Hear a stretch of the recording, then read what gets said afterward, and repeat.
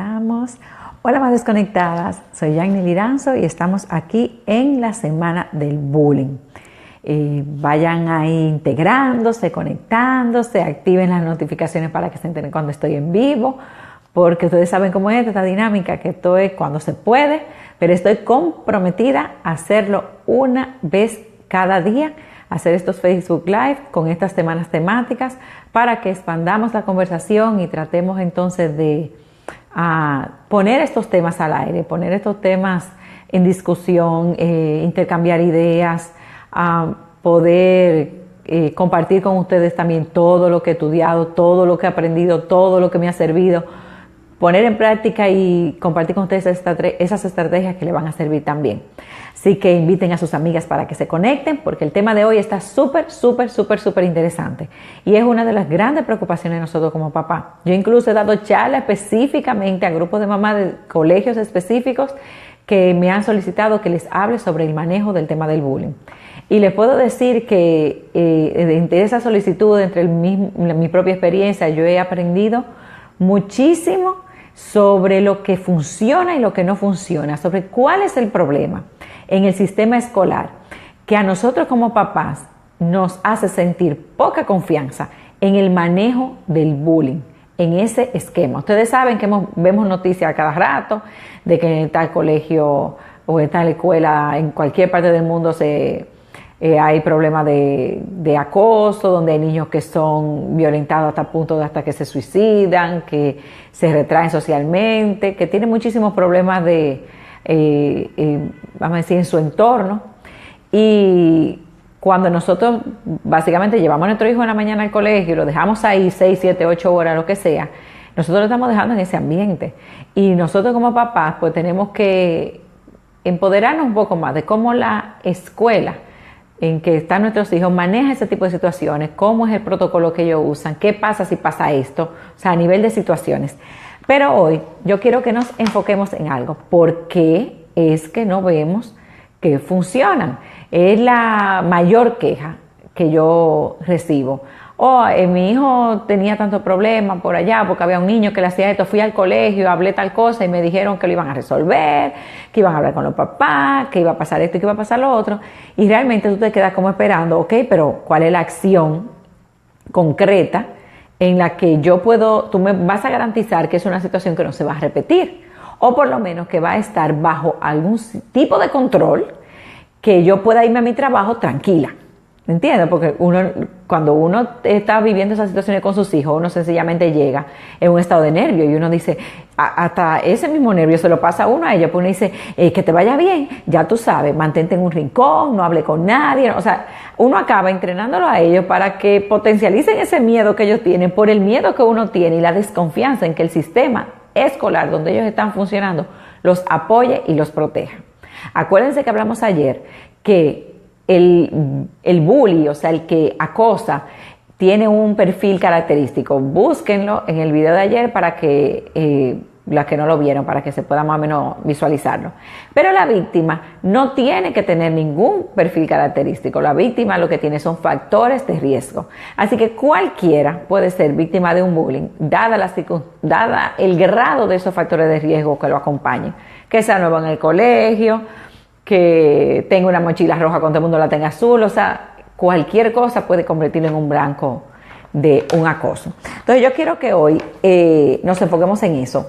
¿Cuál es el problema con el manejo de las escuelas del bullying? Y no le estoy hablando solamente de escuela en un nivel, en ciertas localidades y eso. Estoy hablando de donde se tienen estudios. Estamos hablando de gente en Estados Unidos, cantidad de estudios que han registrado por qué es que falla en el sistema ese manejo.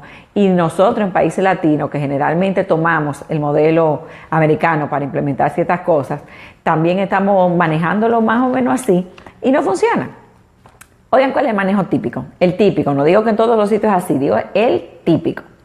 Un niño molesta a otro niño, los mismos profesores o el mismo sistema escolar no tienen ni siquiera un protocolo para diferenciar lo que es una situación o un conflicto de lo que es el acoso. Acuérdense que hablamos que el acoso es sistemático y lo que lo define es la sensación de ansiedad, la amenaza, la preocupación, el estrés que causa en la víctima.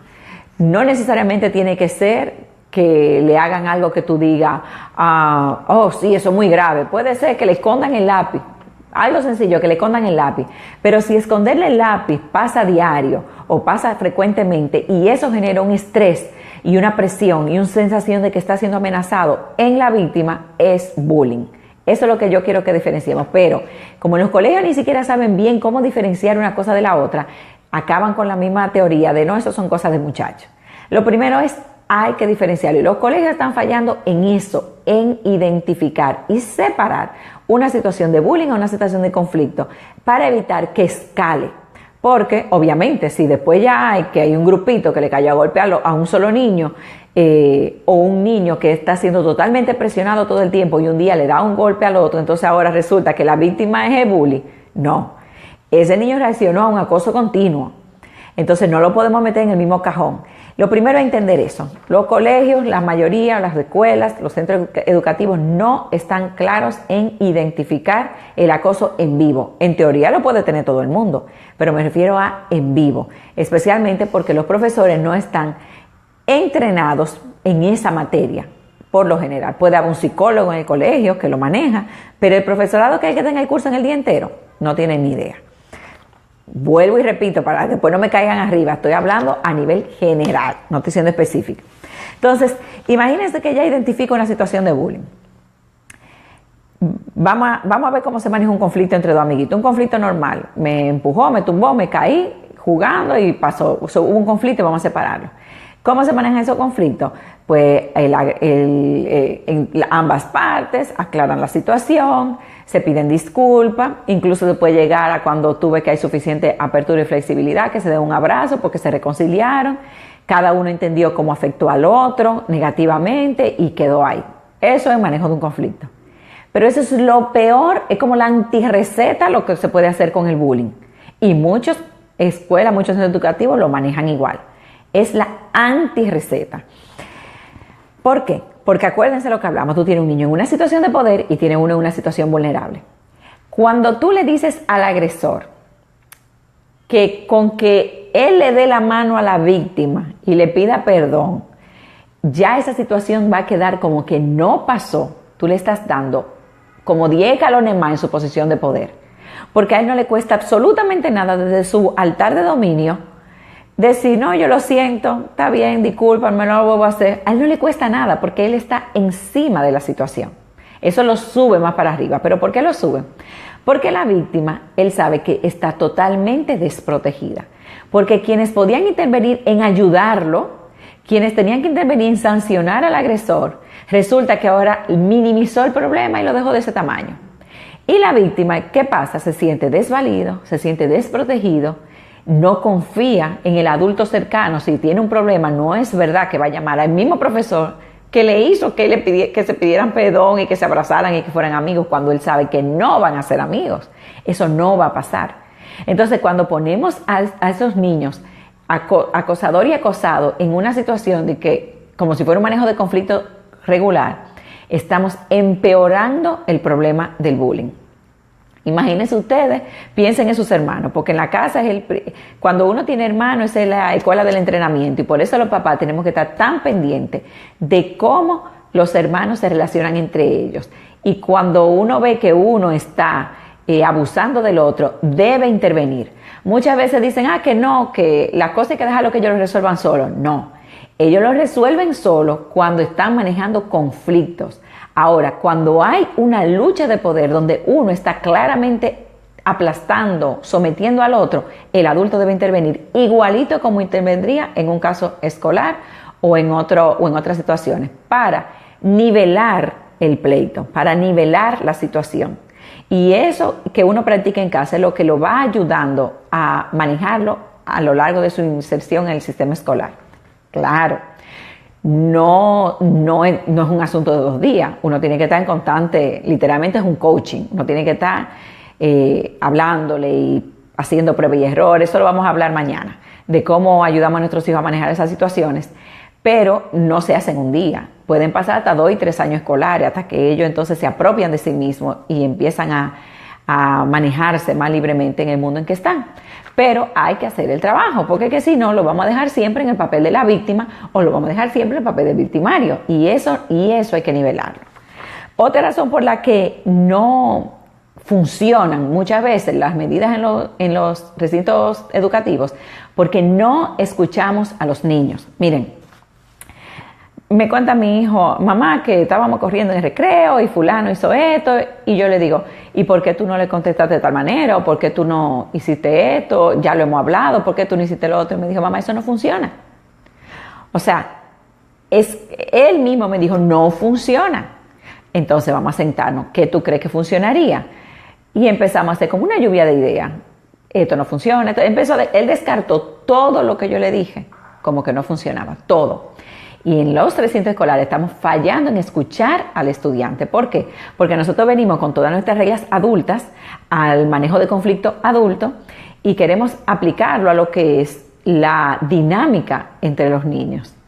Y no funciona, y ellos te van a decir que no funcionan y te van a decir por qué no funciona. Si nosotros prestamos atención y escuchamos a los estudiantes, nos vamos a dar cuenta de que ellos ya han navegado por todas estas cosas que nosotros creemos que les van a funcionar y ellos saben que no funciona. Entonces hay que buscar otras alternativas. Díganme quiénes me están siguiendo, si me están oyendo y no estoy hablando sola. Yunilka dice que es cierto que en los colegios dicen que son cosas de muchachos, etcétera, etcétera. Hay otra situación también y es que no hay un protocolo claro, un protocolo establecido para tú detectar el bullying a tiempo, para tú decir, ok, estos son los indicadores cuando se ven esta conducta dentro o fuera del curso. Dentro o fuera del curso es clave. Muchas veces uno se ve en la situación que dice, no, pero en el curso no pasó nada, pasó en recreo. Recreo está dentro del colegio. O sea, recreo está dentro del colegio y las horas de recreo son horas en las que yo creo que mi hijo está tranquilo y que está bien y que está seguro. Entonces, tiene que haber un protocolo de detección temprana, de que tú veas, observes niños, yo sé que hay un asunto de personal, yo sé que hay un asunto de disponibilidad, sé que hay un asunto de eso, pero no estoy diciendo las razones por las que no se hace, sencillamente estoy diciendo que no se hace. No está ese seguimiento continuo de tú decir, mira, hay un niño que tiene ya 2 o 3 semanas, ha ido a la enfermería, porque se ha caído jugando, vamos a ver cómo es que está jugando, si es el niño que tiene un problema de los pies, si es que lo están empujando. Entonces es como ese sistema, no existe, no está, o está muy precariamente establecido. Y el último, que es para mí el más grave de todo en muchísimos sentidos, es cómo lo fallido que es la forma en que convocan a los papás de los niños que son los acosadores. Es fallido porque los papás no le importa, literalmente no le importa.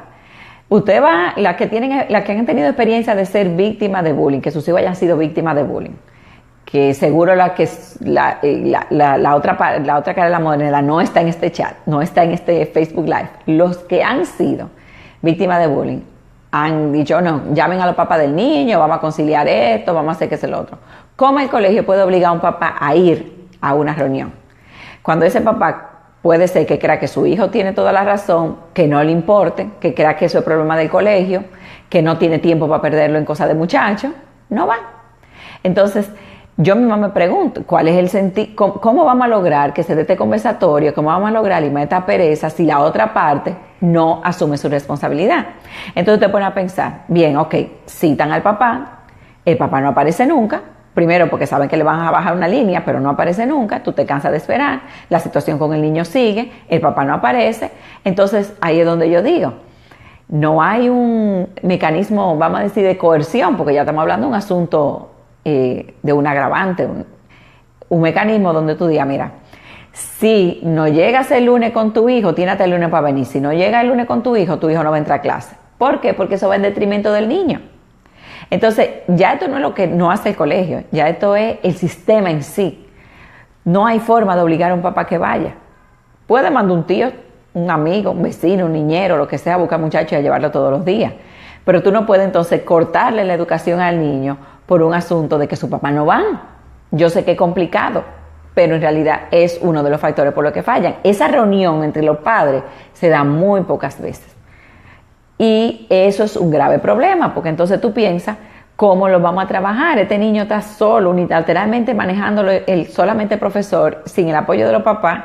Esta situación no va a ir lejos. Entonces, llega un punto en que el colegio, quizá, dada la gravedad de algún conflicto específico, suspende al niño. Y entonces, da pena que, aunque sea un bully, sea un niño que no sea abordado con lo que necesita para reencauzar su conducta o su comportamiento, su reacción o lo que sea, y poder continuar con su educación normal. ¿Entiendes? Entonces, a mí realmente a veces hasta pena me da, porque yo pienso, ahorita vienen a una reunión con los papás, y los papás, que obviamente tienen algo que ver en esa conducta del bullying, directa o indirectamente, le caen a golpe, le dan una pela cuando llega a la casa y cree que con eso resolvieron, y lo que están es desarrollando más resentimiento y más conducta agresiva en su propio hijo. Entonces a veces uno mismo dice, ni siquiera vamos a hacer esta reunión, pero entonces ¿qué hago con mi hijo que está siendo víctima de esta situación? Entonces, esos son más o menos los factores que hacen el asunto más complicado. Pero también hay un quinto y último elemento, y es la reputación de la escuela. Miren, cuando tú sometes una situación de bullying a la directiva o lo que sea y lo van trabajando, si la cosa sale de ahí, entonces la escuela ya es vista por el ministerio, por la organización superior que sea en su país. Y ya entonces le mandan un inspector, lo mandan a evaluar, mandan un sinnúmero de cosas. Y muchas veces, esa es una de las razones por las que ellos tratan de mantener las cosas internas, que es válido. ¿Para qué convertir un problema gigante si el problema se puede resolver internamente? Es válido. Pero también hay situaciones que se van agravando, y si uno no está ahí arriba de eso, pues pueden tapar el sol con un dedo para evitar tener repercusiones mayores en cuanto a la reputación de la institución dentro del ministerio o los organismos superiores, pero también a nivel de los papás. Acuérdense que ayer también hablamos de eso, de que en esta escuela está acabando el bullying y lo que sea. Esas son cosas que uno comenta entre comunidad de padres y que afecta también la reputación de la escuela. Entonces, fíjense cómo nosotros como papá ahora mismo estamos funcionando dentro de un sistema que estadísticamente, por lo menos las estadísticas que se tienen de Estados Unidos, más del 90% de las escuelas tienen un manejo inadecuado del bullying. Los papás se sienten que sus hijos están desprotegidos, sienten que no tienen el apoyo de la institución, sienten que no hay mecanismos ni protocolos que en realidad protejan a la víctima, ni tampoco que sancionen adecuadamente al victimario.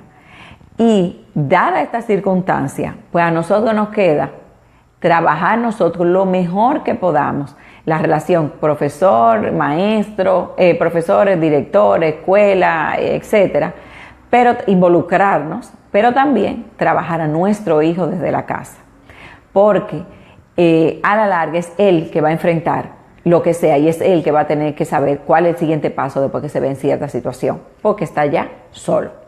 Así que yo quiero que mañana nos conectemos, díganme qué opinan de todo esto que hemos hablado, si se sienten identificadas, si han pasado por situaciones similares. A mí me gustaría tener un poco así como de retroalimentación para poder ayudar mejor, poder aportar mejor a las personas que se conectan, a las que ven estos videos más tarde, y así en los comentarios pues entonces vamos trabajando lo que es la interacción, las respuestas, los casos, y vamos dándonos luz y vamos expandiendo la visión.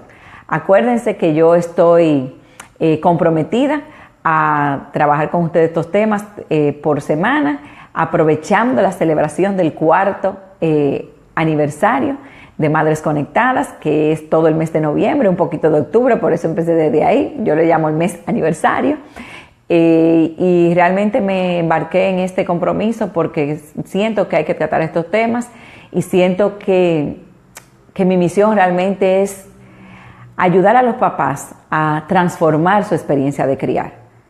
Y no creo que haya una mejor manera que a través de la conexión. Fíjense cómo el bullying también se convierte en un problema de conexión, un asunto de conexión. Cuando tú tienes una relación cercana con tus hijos, pueden estar más abiertos a contarte ese tipo de situaciones. Puedes tú observar mejor y notar cualquier cambio, y podemos protegerlos más. Así que les agradezco su sintonía.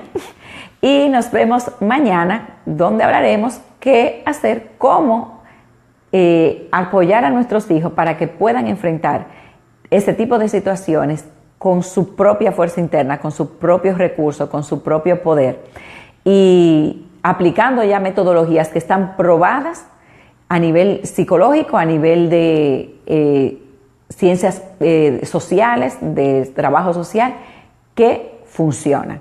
Así que, chicas, nos vemos mañana y seguimos conectadas. Jayni habla crianza para madres conectadas. Bye, bye.